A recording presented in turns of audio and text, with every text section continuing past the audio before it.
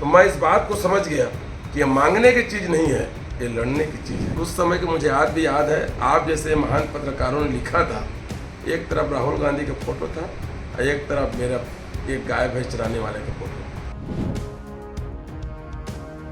इसमें कोई पार्टी दलगत से ऊपर उठ के हम कर रहे हैं। उनके नेतृत्व में हम लोग जो है 30 तारीख को बताएंगे कि अब ज़्यादा हम लोग बर्दाश्त नहीं कर सकते। छत्तीसगढ़ की 90 विधानसभा में एक विधानसभा है चंद्रपुर।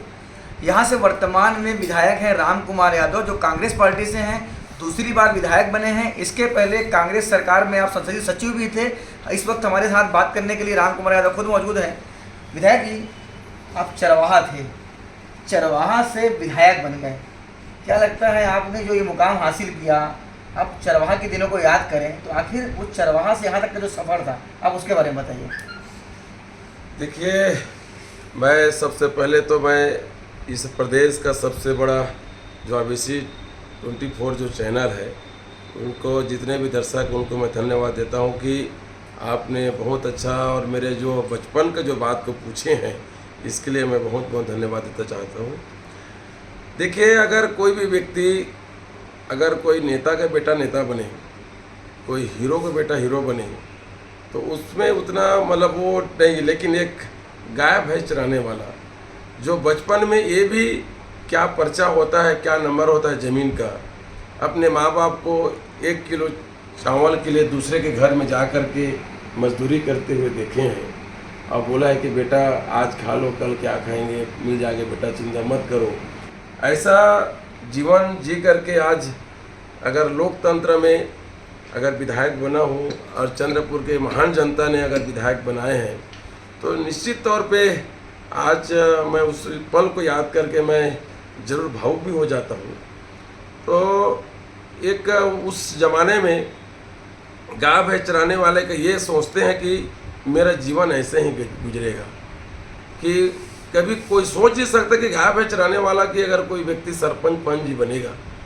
लेकिन मेरे माँ बाप का आशीर्वाद, हालांकि मेरे माँ बाप पढ़े लिखे नहीं थे, और आपको और बता दूं, मेरे माँ को गांव में थी बोलते थे, मतलब जो पैसा गन्ना नहीं जानती थी, कितना क्या है वो नहीं जानती थी, बस यही जानता था मेरे पिताजी, मेरी माँ ही जानती थी कि मेरे बेटे को किसी प्रकार से अंधेरा होने के पहले कहीं से भी 1 किलो चावल ला के खिलाऊंगा। वहाँ से सफ़र शुरू किया। फिर धीरे धीरे धीरे मैं क्या चीज़ विधायक होता है, क्या संसद होता है, मैं नहीं जानता था, क्योंकि भाई हम कोई गरीब आदमी हो, पेट के आग को बुझाएगा कि विधायक संसद को जानेगा, तो हम कभी जानते भी नहीं थे। कभी कभार किसी मंत्री या विधायक यहाँ जाते थे तो मैं पूछता था हम किसके यहाँ आए हैं।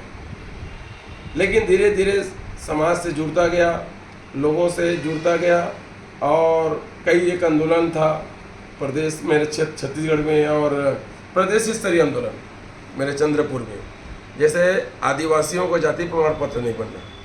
छत्तीसगढ़ में आपके चैनल के माध्यम से आप देख रहे होंगे, इस प्रदेश में सौरा, पाव, पोबिया, खड़िया, माझी, उराव, धनवार, कोड़, कोड़ाकू, कौन, इस प्रकार से 22 जाति है, उसका जाति प्रमाण पत्र नहीं बना था। वो बात इन लोग आदिवासी समाज के लोग लड़ रहे थे, लेकिन एप्लीकेशन लड़ रहे थे, किसी मंत्री के पास जाके एप्लीकेशन मांग करना। तो मैं इस बात को समझ गया कि ये मांगने की चीज़ नहीं है, ये लड़ने की चीज़ है। तो पहला आंदोलन अगर आदिवासी समाज का अगर जन आंदोलन हुआ तो मेरे तरफ से हुआ था रायगढ़ में, पहला आंदोलन। फिर क्या होता है कि एक कहावत है कि सोए हुए समाज को उसका अधिकार जगा दो, फिर वह स्वयं लड़ के ले लेता है। तो आदिवासी समाज लोग समझ गए कि हमको लड़ने से ही मिलेगा।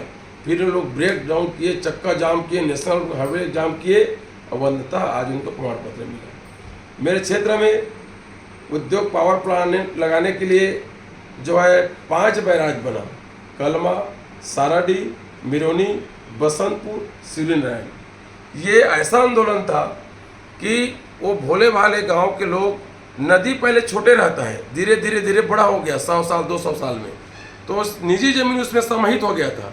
तो किसान को कौन बताएगा कि इसके ज़मीन को मुआवजा मिलता, सरकार को भी नहीं था अंदाज़ा कि इसको मिलेगा करके। तो वहाँ से मैं किसानों को जगाने शुरू किया, और धीरे धीरे 1 साल नहीं, 2 साल से नहीं, उसके लिए मैं 7 साल आंदोलन किया, 7 साल।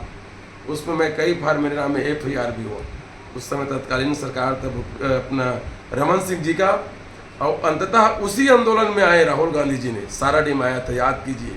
तो उस समय मैं किसी पार्टी में नहीं था, तो उस समय की मुझे आज भी याद है। आप जैसे महान पत्रकारों ने लिखा था, एक तरफ राहुल गांधी का फोटो था और एक तरफ मेरा एक गाय भैंस चराने वाले का फोटो, और लिखा था सारा डी का असली नायक कौन, जगह आया था उसमें, और राहुल गांधी का फोटो और राम कुमार यादव का फोटो लगाया था।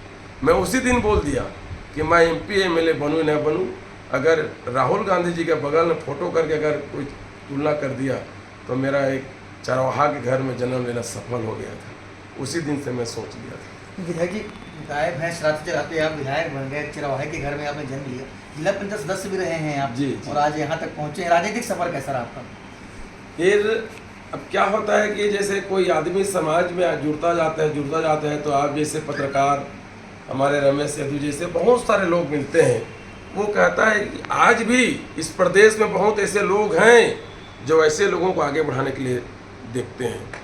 मैं तो बल्कि ये कहता हूँ, वोट मांगने से नहीं मिलता, नेता बनने से नहीं बनाते, नेता तो बनाया जाता है, अब वोट दिया जाता है। तो फिर लोग जुड़ते गए, मुझे बोले कि कोई भाई आप जिला पंचायत लड़ो, तो मैं बोला जिला पंचायत क्या होता है। तो उस समय मेरा मुश्किल से मेरा उम्र 22-23 साल हो रहा था। तो बोले कि जिला पंचायत ऐसा ऐसा होता है। तो भैया मेरे पास तो पैसा कौड़ी है नहीं, मैं कैसे प्रचार करूँगा इतना लंबा। तो फिर जा कर के लोग बाग मुझे जो है बताए कि आप फार्म भरो, हम सब बताएंगे। तो धीरे से फार्म भरा, चुनाव भी लड़ा, तो जिला पंचायत भी मेंबर बना। उसके बाद में बहुजन समाज पार्टी ने उस समय मुझे कहा कि भाई आपको हम चुनाव लड़ाएंगे, और उस समय चंद्रपुर विधानसभा में मुझे चुनाव लड़ाया गया। उस समय वहाँ पर बहुजन समाज पार्टी को बहुत ही कमज़ोर आते थे। उस समय मुझे चुनाव लड़ाया गया और राज परिवार के सामने, और कोई यकीन नहीं कर रहा था कि ये मुकाबला करेगा, और मुश्किल से मैं जो है 2-4 हज़ार वोट से हारा था। और कांग्रेस पार्टी को जो विनर पार्टी हुआ करता था, उसको मेरे से 15-20 हज़ार पीछे कर दिया था।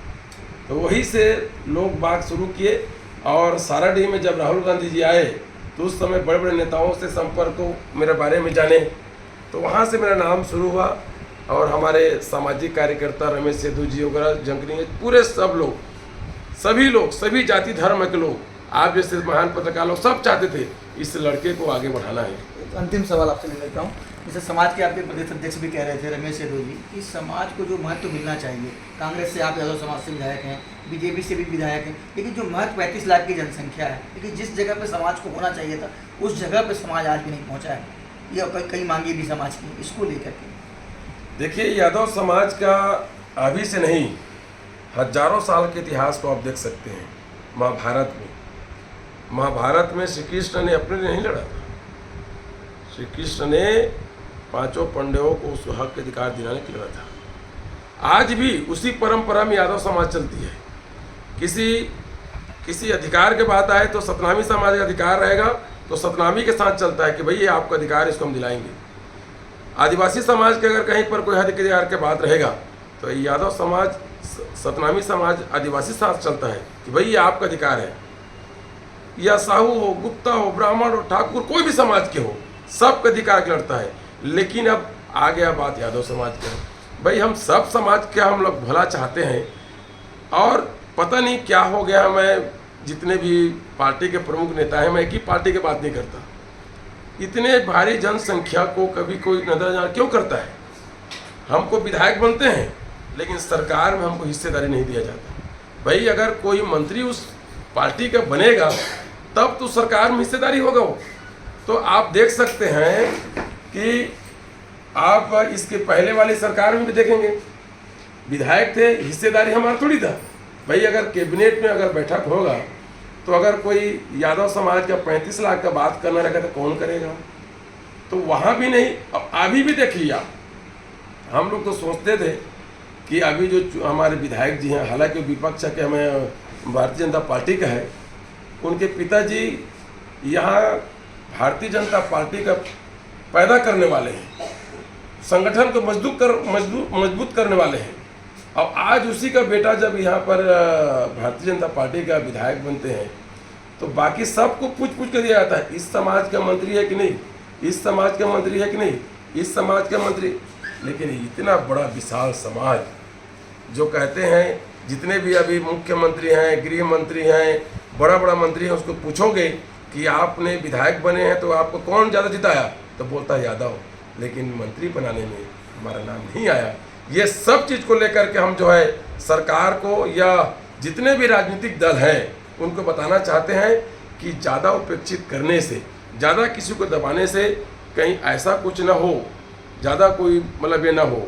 इसलिए हम आगाह करने के लिए हमारे जितने भी समाज प्रमुख हैं, इसमें कोई पार्टी दलगत से ऊपर उठ के हम कर रहे हैं, उनके नेतृत्व में हम लोग जो है 30 तारीख को बताएंगे कि अब ज़्यादा हम लोग बर्दाश्त नहीं कर सकते। इसलिए हमारा अधिकार आप दीजिए, बाकी जिसका अधिकार जो समाज उसको दीजिए, लेकिन यादव समाज के भी अधिकार को आपको देना पड़ेगा। तो ये थे हमारे साथ में विधायक राम कुमार यादव, जिन्होंने बताया कि किस तरह से वो एक चरवाहे के घर में उन्होंने जन्म लिया, गाय भैंस जो चराने का काम करते थे, और जिला पंचायत सदस्य से विधायक तक का राजनीतिक सफर जो उन्होंने तय किया है, एक भावुक हो गए उस जानकारी को बताते हुए। और आज वो चंद्रपुर से विधायक हैं। और बात रही यादव समाज की, तो कहीं नहीं कहीं सरकार में या पार्टी में जो यादव समाज की जो हिस्सेदारी होनी चाहिए, वो हिस्सेदारी सरकार में नहीं मिल पा रही है। इसको लेकर के उन्होंने अपनी बात कही है कि आगे इस तरह की उपेक्षा जो सरकार की ओर से की जा रही है, इसको यादव समाज कहीं भी बर्दाश्त नहीं करेगा। IBC 24 के लिए मनेंद्रनगर से सतीश गुप्ता।